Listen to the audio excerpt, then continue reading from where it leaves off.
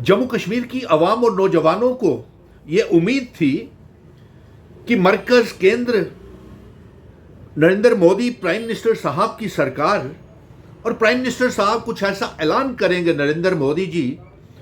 कि जो हमारी रियासत को तोड़ करके यूनियन टेरिटरी बनाया है, हमारे रियासत का दर्जा वापस करेंगे। और अफसोस इस बात का है कि रिपब्लिक डे के जो पैगाम थे प्राइम मिनिस्टर साहब के, प्रेसिडेंट ऑफ इंडिया के, जम्मू कश्मीर के लेफ्टिनेंट गवर्नर के, चीफ मिनिस्टर के या और दूसरे मिनिस्टर्स के, रिपब्लिक डे 26 जनवरी के दिन के ऊपर बहुत नाउमीदी हुई कि ना तो मरकज की सरकार ने और ना ही जम्मू कश्मीर की चुनी हुई सरकार ने रियासत के दर्जे की वापसी को लेकर के कोई ठोस पैगाम भेजा हो। और सबसे बड़ी नाउमीदी इस बात की हुई कि जो पार्लियामेंट और असेंबली के चुनावों में जो भारी वोटिंग टर्नओवर, रियासत के दर्जे की वापसी, आर्टिकल 370 35A की वापसी को लेकर के, और जो जंग जम्मू का डोगरा बेटा महाराजा हरि सिंह जी डोगरा रियासत की वापसी की जंग, आर्टिकल 370 35A इंस्ट्रूमेंट ऑफ असेशन की शर्तें, स्टैंड स्टिल एग्रीमेंट को लड़ने के लिए जंग लड़ रहा था। आज भारतीय जनता पार्टी की केंद्र की सरकार प्राइम मिनिस्टर के वादों के बाद, होम मिनिस्टर अमित शाह जी के वादे करने के बाद, पार्लियामेंट के चुनावों में वादे करने और असेंबली के चुनावों में वादे करने के बाद जम्मू कश्मीर की आवाम को इतना नाउमीद किया कि मरकज की prime minister Narendra Modi, Bharatiya Janata party की सरकार और यहां तक कि चुनी हुई चीफ मिनिस्टर उमर अब्दुल्ला साहब की सरकार की साख भी, क्रेडिबिलिटी भी दांव पे लग गई है, क्योंकि जम्मू कश्मीर में कोई काम नहीं हो रहा है। और इसको जम्मू कश्मीर को बर्बाद करने के लिए मेरा ये सीधा सीधा इल्जाम है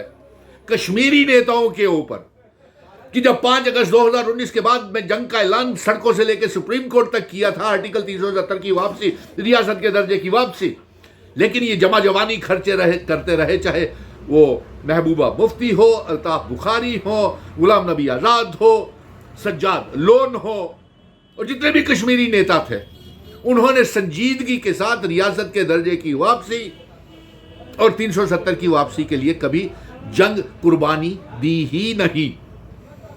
और वही हुआ,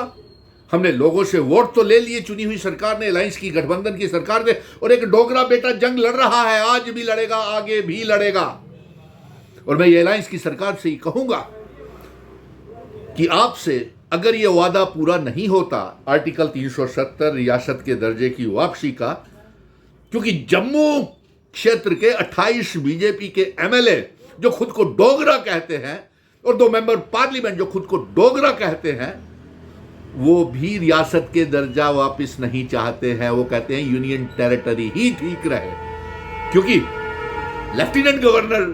को बिठाया हुआ है, लेफ्टिनेंट गवर्नर चुनी हुई सरकार को काम नहीं करने दे रहा। जिस तरीके से कल हमने डिसअपॉइंटिंग और निराशजनक देखा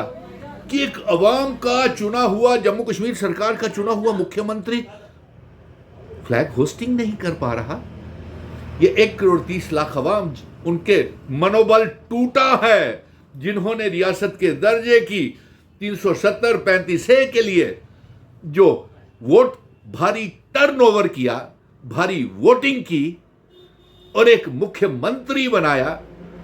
और ये वो वोटर्स की तौहीन है, ये उन कश्मीरी नेताओं की तौहीन है कि एक चुना हुआ चीफ मिनिस्टर झंडा नहीं फहरा सका, फ्लैग होस्टिंग। ये मरकज की सरकार की तौहीन है कि वो कितना जम्मू कश्मीर के वोटर्स को सम्मान देते हैं, इज्जत बख्शते हैं। ये उमर अब्दुल्ला का कोई गुनाह नहीं है इसमें कि अगर उन्होंने फ्लैग होस्टिंग नहीं की, ये लेफ्टिनेंट गवर्नर की तौहीन है, मरकज की सरकार की तौहीन है। और ये महंगी पड़ेगी आने वाले दिनों में, क्योंकि अभी जम्मू कश्मीर के लोगों के दिलों में मिशन स्टेटहुड का विजन डॉक्यूमेंट, वो रियासत के दर्जे की बहाली, आर्टिकल 370 35A और instrument of accession standstill agreement जो महाराजा हरि सिंह जी जम्मू कश्मीर, लद्दाख, पीओके, गिलगित बल्टिस्तान का मुल्क के साथ, भारत के साथ करके गए हैं, अभी हम भूले नहीं हैं। ये आर्टिकल 370 स्टैंड स्टिल एग्रीमेंट और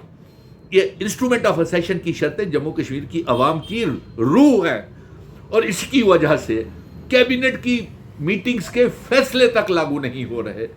नौजवानों को इंसाफ नहीं मिल रहा, उनको रोजगार नहीं मिल रहा, उनकी चुनी हुई सरकार के रास्ते में रुकावटें डाली जा रही हैं। और सबसे बड़ी, अभी भी मैं कहता हूं, कांग्रेस, नेशनल कॉन्फ्रेंस इकट्ठे हैं, अलायंस की सरकार है, मिशन स्टेटहुड ने पूरा समर्थन 5 अगस्त 2019 के बाद पार्लियामेंट और असेंबली के चुनावों में दिया है। इसलिए जम्मू के डोगरा को पार्लियामेंट, राज्यसभा में नॉमिनेशन करना बेहद जरूरी है। और अभी मैं महबूबा मुफ्ती, अल्ताफ बुखारी जो कहते हैं जमा जवानी खर्चे करते हैं कि रियासत अपनी पार्टी लाएगी, तब कहाँ थे जब सुप्रीम कोर्ट में हम जंग लड़ रहे थे, महंगे से महंगा वकील कर रहे थे, तब कहाँ सोए हुए थे अल्ताफ बुखारी आप? आपको तो मैंने 10 बार खुद न्योता दिया कि हमारी आल पार्टी बैठक में आ जाइए, लेकिन आप नहीं आए।